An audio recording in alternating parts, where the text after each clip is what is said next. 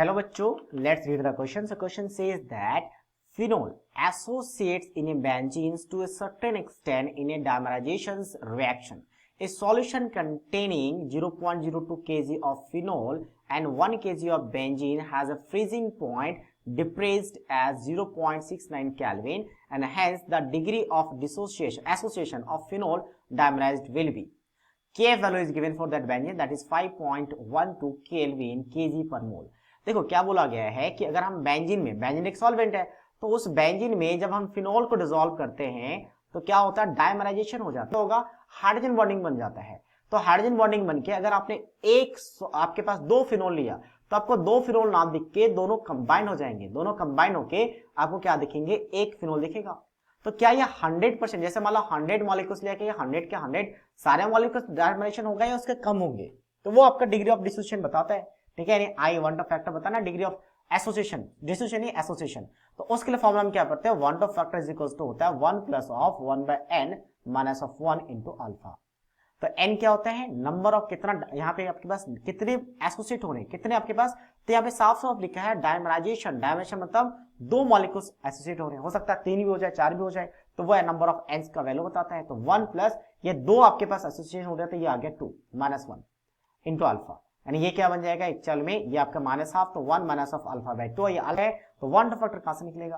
तो depression in freezing point given है, तो डिप्रेशन इन फ्रीजिंग पॉइंट किसके इक्वल होता है, तो डिप्रेशन इन फ्रीजिंग किसके इक्वल हो जाएगा, van't of factor multiply molality into KF.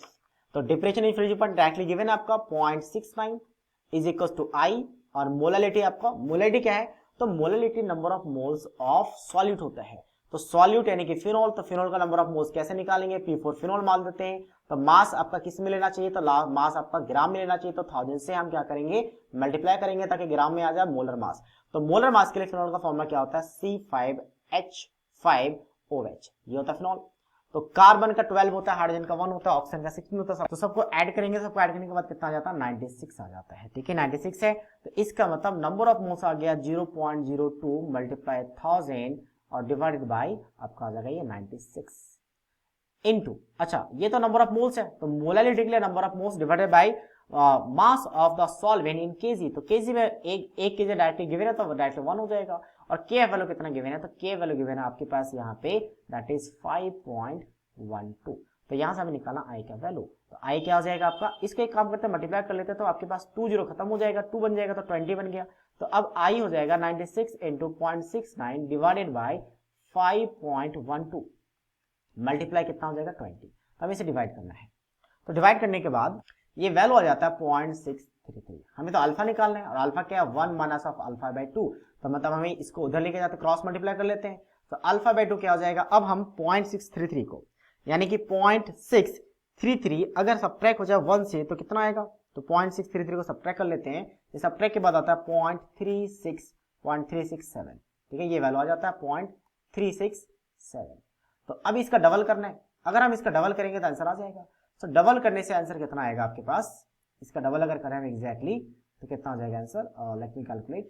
So after doing the double of this value 0.36, actually इसको हम प्रॉपर्ली लिख लेते हैं, कितना है आपके पास सब्ट्रैक्ट के बाद 0.367। सो double of this value will be approximate 0.73। ठीक है, तो इसका डबल करेंगे, हालांकि ये 72 आएगा, इसका डबल करेंगे तो 14.1, तो लगभग हम राउंड अप पे 0.73 कह सकते हैं, क्योंकि ऑप्शन हमारा बी के साथ मैच कर रहा है। That means option B is the right answer of this question. So I hope you understood it well, all the best.